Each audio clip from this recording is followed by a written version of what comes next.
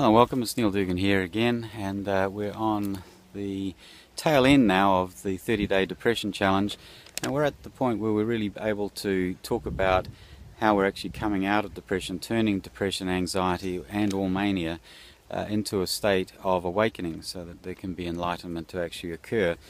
So we've in the little series that we've just been working with, we've been working with the processes around what was the anxiety phase. So this now is becoming anxiety control, these type of things, which led on to all of the processes around connection.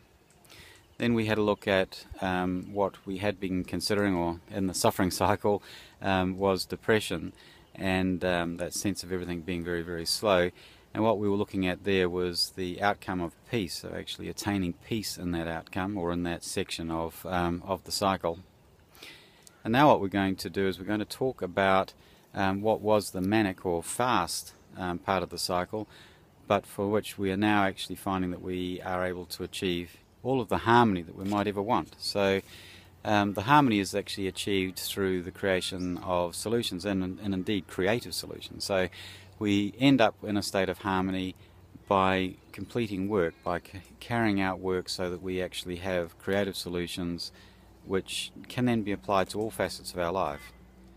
So here we're obviously talking about conscious effort. This is the work of the saints. This is the work of any aspirant, anybody who's actually on a spiritual path.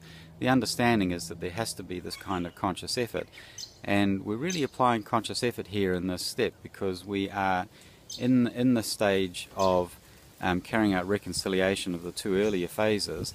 And there really needs to be some proper application of attention to what's going on here at the moment. So remember, we had been going fast before when we were in the suffering cycle, and we're now actually coming into the situation where we're heading towards harmony.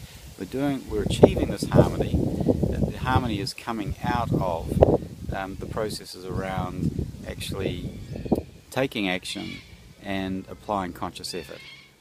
Now, in on all of this, we need to be remembering continuously. So this actually, when I say remembering, I don't mean going and dwelling once again on all the terrible things that have happened in your life. Quite the reverse. The remembering is around actually remembering who you are, where you are, the present. So remembering the present so that we're actually able to live, as the saints say, in the ever-present here and the eternal now. So the remembering is about remembering who you are, where you are right now. Now, when we were talking the other day about the peace phase of the cycle, we talked about this concept of grace being available. Now, in the case of this reconciliation process that we're in at the moment, where harmony is achieved, the real opportunities for grace in a very, very big way presents itself. So, if we look at a duality, and I'm going to talk quite a bit more about these three dualities that I'm going to mention now. The first duality is a duality between fate and grace, and we can elect to allow a new fate to occur through the exercise of grace, providing we actually allow that to happen. And our efforts that we're talking about here, the conscious efforts that are going on, allow the existing structures around fate to be amended by divine grace. Second level that we're talking about here is really at the level of the mind and emotions and so on, the practical mind. And this is another duality, and the duality relates to karma on one hand, and on the other hand serendipity. So serendipity is the process of allowing good fortune to come to you, for miracles to occur, and so on and so forth.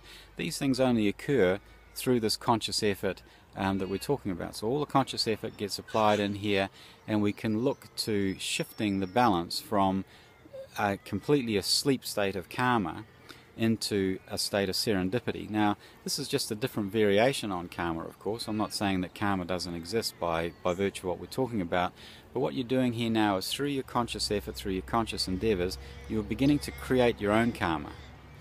Lastly, what we're talking about at the level of the body is the duality around the inevitability, so it seems to most people, for decline and death, and for everything to decay and for everything to fall apart. So this is one side of this duality, and on the other side of that duality is creativity. And of course we are talking a lot about the whole process around the creative solutions that might be possible, But one of the things with these creative solutions, when you really let it happen, is that you allow creative solutions to occur within the body, and this is where all of the chemical changes in the brain actually come from. So the creative solutions in terms of how you're managing everything, along with the grace coming in from the divine, along with the opportunity for serendipity to occur, allows all of the brain chemistry to become modified so that you no longer are actually trapped in the suffering of the anxiety, depression, mania cycles. So clearly we're looking at a reconciling and integrating process here. So we've got our active and our passive coming in, and we're now actually seeing the reconciling activity going on. So in this phase we're doing the reconciling, and the really big driver here is balance. So what we're talking here about is that the underlying fundamental driver here is balance. So you'll recall perhaps when we were talking about the manic phase that we were talking about consumption. So we had this whole greed-like structure around consumption. We're just ripping every sort of piece of opportunity to actually consume our environment and consume all our resources. This is totally different. So when we turn the corner and we turn it into this case of harmony, then we're looking at total balance. We're actually looking at balance, and as the scientists would call it, it's homeostasis. So this is actually achieving a dynamic working balance within all of the systems of your being. So this includes the body, all the aspects of the mind, the emotions, and also the spirit. So we are dealing with a completely moving, adapting type of balance that is actually occurring in there. It's a homeostatic type of approach. Okay, look, thanks very much for having a look at this. It's the end of what I wanted to talk about here today on this topic. Tomorrow we're going to be having a look at the final stage in the, or final phase, if you like, in our cycle, in our upward spiraling cycle now, where we are going towards enlightenment, and that's the process of awakening. So we're going to talk about the phase of awakening, and I look forward to talking to you then. So please like and share this as much as you can. Subscribe to the YouTube channel if you've not already done so, and I look forward to catching up with you tomorrow. Thanks for watching. Bye.